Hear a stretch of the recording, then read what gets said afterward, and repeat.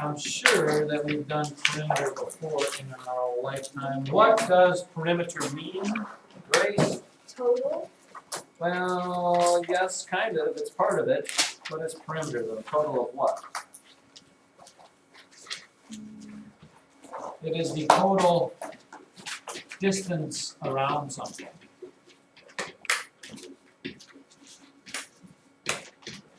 For example, when you're in the Army, quite often one of your duties is to guard the perimeter. When they say that, that just means you're guarding the outside, the distance around whatever camp or whatever place you're at, the building, whatever it is. So perimeter, then, how do we find the distance around things? It's a pretty simple little thing here. Gary Ronning, what would you suppose we would do? To find the perimeter of something, let's say I've got this rectangle that's 2 feet by 4 feet. How do I find the perimeter of it? You find, the other side's the same, so you add it all. Yeah, that's what I was looking for. Yep, you add all sides together.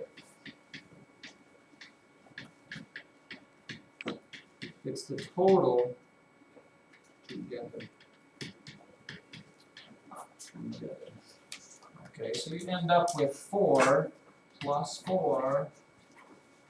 And sometimes you have to figure out the other two sides, but the rectangle, 4 plus 4 plus 2 plus 2, which ends up being 8, 10, 12 feet. If you were going to walk around this very small building, should be very small by the way, it would take you 12 feet to do that. Now, where in the world would you ever use perimeter?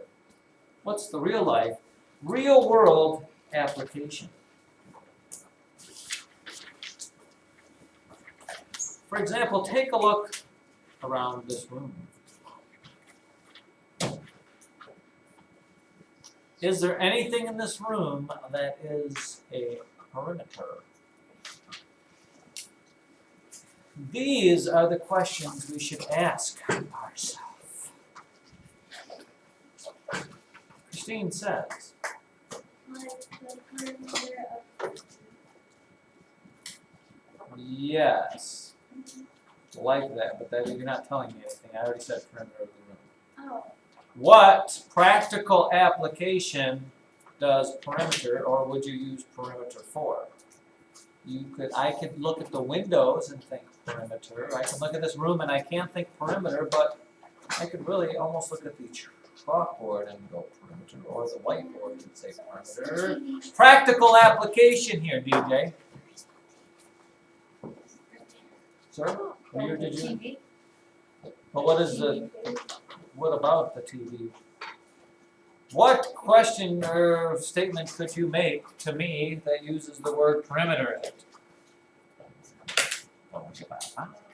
Tough is life all over.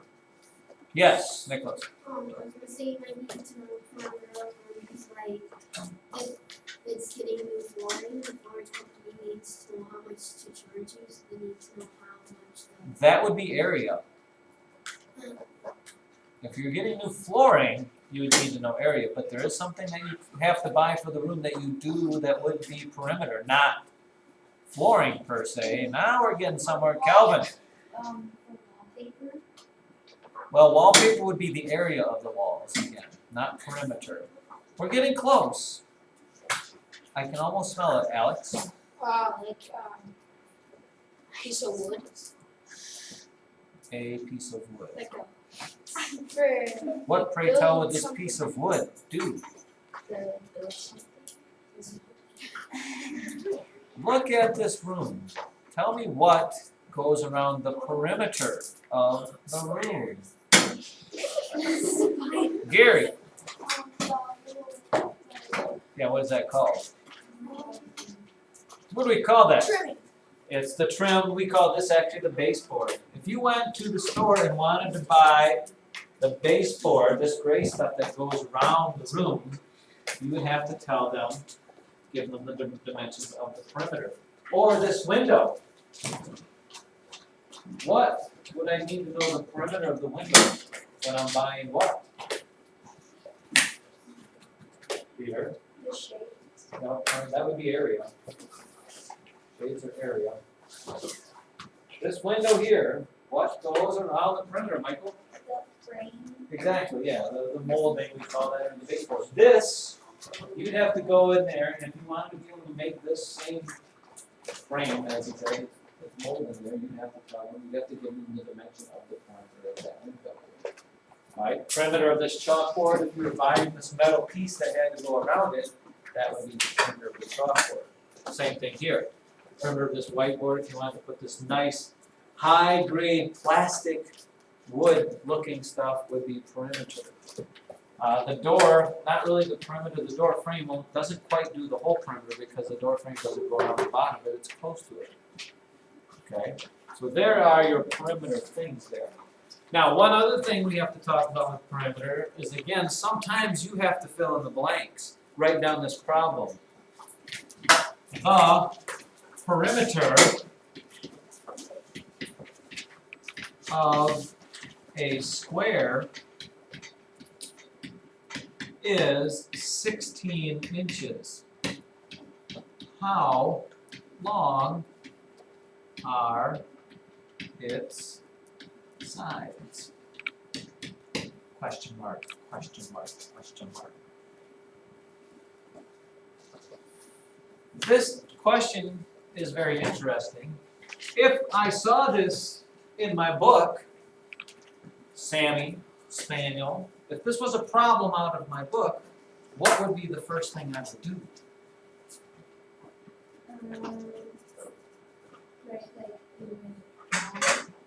Thank you, Sammy said. Yes, I would draw. What would I draw, Sammy? Thank you. Look at that. Now we're talking 6th grade mathematics. Cool. And I know what its perimeter is, 16 inches. Now, where do I go from here? And again, some common knowledge as 6th graders. Notice it didn't say the perimeter of a rectangle, it said the perimeter of a square. Now that, hopefully, will kind of turn on a light bulb in Kelsey's mind. Kelsey, what do I know? There are 4 sides in a square, but there's also 4 sides in a rectangle, as there are 4 sides in a trapezoid. Yes. Now, how does that fact help me that a square's sides are all equal? We kind of show that by putting a little slash that tells you they're all equal. Which means what, Grace? You divide 16 by 4. You're cutting 16 inches into 4 equal parts, so each side would have to be 4. Now, let me change that question for those of you that are in the mathematical underground here. What if I said a rectangle's perimeter is 16? What are the sides? Gary. It could be something like 3 and 5. Unfortunately, 3 plus 3 and 5 plus 5 is